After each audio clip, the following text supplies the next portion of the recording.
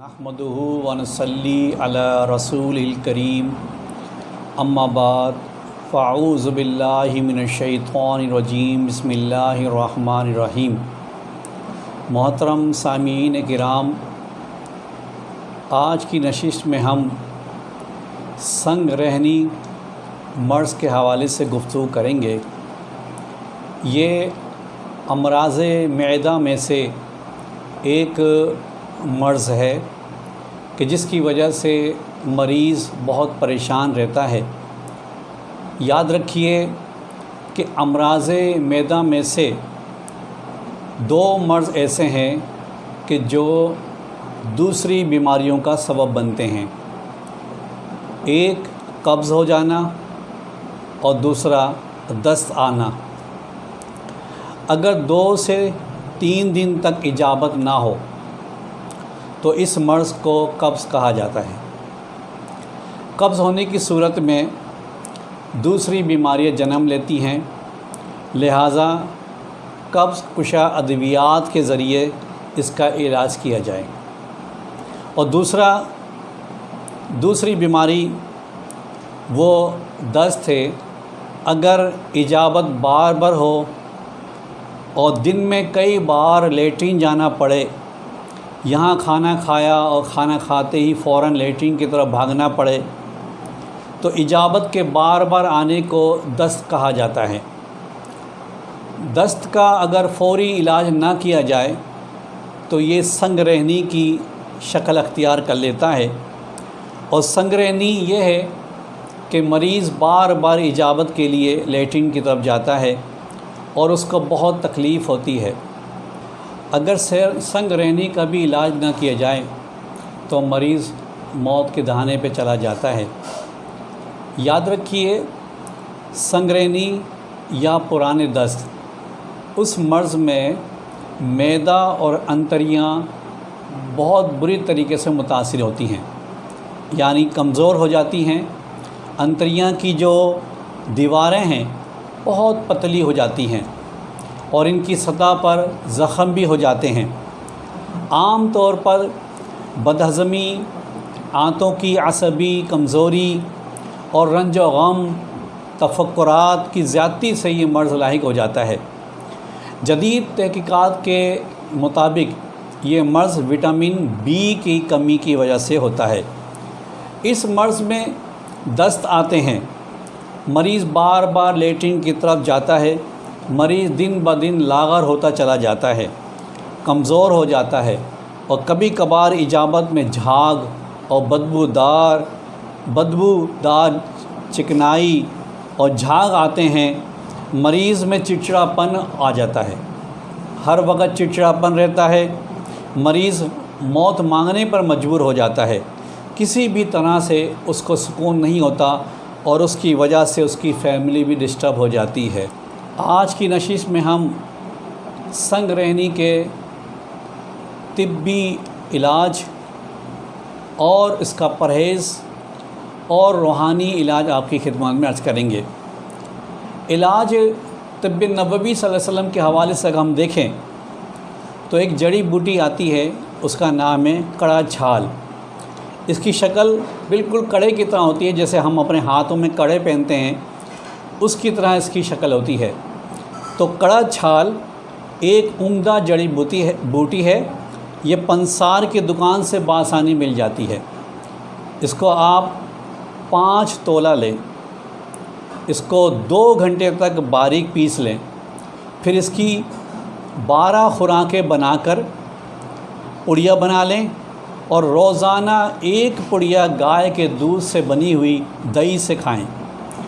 دہی ہمراہ اس کے ساتھ لیں، انشاءاللہ تعالی افاقہ ہوگا۔ اور تمام دن، پورے دن آپ دہی کا استعمال کرتے رہیں۔ اگر بھوک لگے تو دہی چاول دیں۔ ہفتے بھر سنگ رہنی میں انشاءاللہ تعالی افاقہ ہوگا اور سنگ رہنی کے مرض سے چھٹکارا ملے گا۔ دوسرا نسخہ، اس کے اجزاء آپ نوٹ کر لیجئے: زیرہ سفید، بیل گیری، تباشیر اور مستگی رومی۔ یہ چاروں اجزاء کو ہم وزن لے لیں اور اس کو امام دستے میں خوب کوٹ چھان لیں۔ جب یہ پاؤڈر بن جائے باریک تو مقدار خوراک 4 ماشا سے 6 ماشا ہے، اور دن میں 3 بار ٹھنڈے پانی کے ہمراہ لیں۔ چند دنوں کے باقاعدہ استعمال کے بعد آپ کو اس مرض میں افاقہ ہوگا۔ تیسرا نسخہ میں آپ کی خدمت میں عرض کر دوں، اور اس کے اجزاء بھی آپ نوٹ کر لیجئے۔ وہی کڑا چھال 5 تولہ، گلاب پتیاں 2.5 تولہ، دانہ الائچی کلا یعنی بڑی والی الائچی اس کے دانے وہ 1.25 تولہ۔ ان تینوں اجزاء کو خوب باریک پیس لیں اور اس کا بھی پاؤڈر بنا لیں۔ جب آپ کا پاؤڈر تیار ہو جائے، یہ صفوف تیار ہو جائے، تو اس کی مقدار خوراک 2 ماشا سے 3 ماشا ہے۔ اگر گرمیوں کے دن ہیں، موسم گرما ہے، تو اس میں آپ دہی کے ساتھ لیں گے، اور اگر سردی کا موسم ہے تو آپ تازہ پانی کے ساتھ اس کو لیں گے، اور مسلسل اس کا آپ استعمال کے بعد انشاءاللہ تعالی سنگ رہنی کے مرض میں آپ کو افاقہ ہوگا۔ علاج سے بہتر احتیاط ہے۔ جتنا مریض پرہیز کرتا جائے گا اس کے مرض میں افاقہ ہوتا جائے گا۔ تو سنگ رہنی کے جتنے مریض ہیں ان کو چاہیے کہ پرہیز کی طرف جو ہے خیال رکھیں۔ جب بھی آپ غذا لیں گے زود ہضم یعنی جلدی ہضم ہونے والی غذا کا استعمال کریں گے، اور ہر قسم کی بادی، ثقیل اور گرم اشیاء سے پرہیز کرنا ہے۔ اسی طریقے سے دہی کا استعمال زیادہ کرنا ہے، اور مونگ کی دال کی کھچڑی کا استعمال زیادہ کریں۔ انشاءاللہ تعالی آپ کے مرض میں کافی فائدہ ہوگا۔ اب ہم روحانی علاج کی طرف چلتے ہیں۔ اس مرض کے حوالے سے اگر ہم روحانی علاج دیکھیں تو سب سے پہلے میں مریض کی خدمت میں عرض کروں گا کہ وہ علم العادات کے ذریعے اپنا استخارہ نکلوا لے، کہ آیا دیکھے کہ وہ مرض جسمانی ہے یا روحانی ہے۔ اگر جسمانی مرض ہے، استخارے میں اگر جسمانی مرض آیا ہے تو اس کو چاہیے کہ جو ہم نے نسخہ جات آپ کی خدمت میں عرض کیے ہیں اس کا پابندی سے استعمال کریں، انشاءاللہ تعالی اس مرض میں افاقہ ہوگا۔ اور اگر استخارے میں روحانی مرض آ رہا ہے تو میں چند وظائف آپ کی خدمت میں عرض کر رہا ہوں، اگر آپ اس کو پابندی سے عمل میں لائیں گے انشاءاللہ تعالی آپ کو مرض میں افاقہ ہوگا۔ پہلی بات سنیے، پہلا وظیفہ اوراد و وظائف کی کتاب ہے، اس میں آپ 7 سلام، سلام علی ابراہیم، سلام علی موسیٰ و ہارون، یہ 7 سلام ہیں۔ ان 7 سلام کو صبح اور رات 11 بار پڑھ کر 11 مرتبہ پڑھ کر پانی پر دم کر کے پئیں، انشاءاللہ تعالی آپ کے اس مرض میں افاقہ ہوگا۔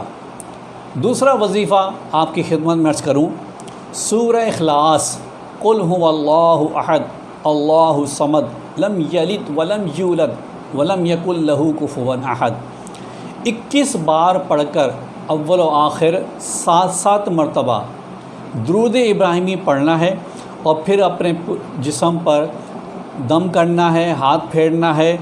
روزانہ یہ عمل کریں گے انشاءاللہ تعالی آپ کو اس مرض میں افاقہ ہوگا۔ یہ عمل آپ 40 دن تک کریں گے۔ 40 دن کے عمل کے بعد آپ دیکھیں گے کہ آپ کے مرض میں افاقہ ہوگا۔ اسی طریقے سے میں تیسرا وظیفہ بہت اہم وظیفہ ہے، وہ ہے اسماء الہی میں سے یا حیو یا قیوم۔ یاد رکھیے بعض صوفیاء نے اس کو اسم اعظم بھی کہا ہے۔ تو یا حیو یا قیوم ہر نماز کے بعد 41 مرتبہ پڑھنا ہے، ہر نماز کے بعد 41 مرتبہ پڑھنا ہے، اور اول و آخر 7 مرتبہ درود ابراہیمی پڑھنا ہے، اور پھر اللہ تبارک و تعالیٰ کی دعا میں اپنے مرض میں افاقے کے لیے کریں۔ انشاءاللہ تعالیٰ اللہ تبارک و تعالیٰ اس وظیفے کی برکت سے آپ کی دعا کو قبول فرمائے گا اور آپ کو صحت عطا فرمائے گا۔ محترم سامعین کرام، ہم اللہ تبارک و تعالیٰ سے دعا کرتے ہیں کہ مولا کریم جو مریض اس مرض میں مبتلا ہیں، اللہ تبارک و تعالیٰ ان کو جلد صحتیابی عطا فرمائے۔ محترم سامعین کرام، ہماری اس ویڈیو کو آپ اپنے دوست احباب میں شیئر کریں، لائک کریں اور زیادہ سے زیادہ آپ لوگوں تک اس کی اطلاع پہنچائیں تاکہ یہ علم وہاں تک پہنچے۔ جتنا زیادہ علم پہنچے گا اتنا زیادہ لوگوں کو فائدہ ہوگا۔ یہ صدقہ جاریہ ہے۔ اللہ تبارک و تعالی ہمیں اس پر عمل کرنے کی توفیق عطا فرمائے۔ السلام علیکم ورحمۃ اللہ۔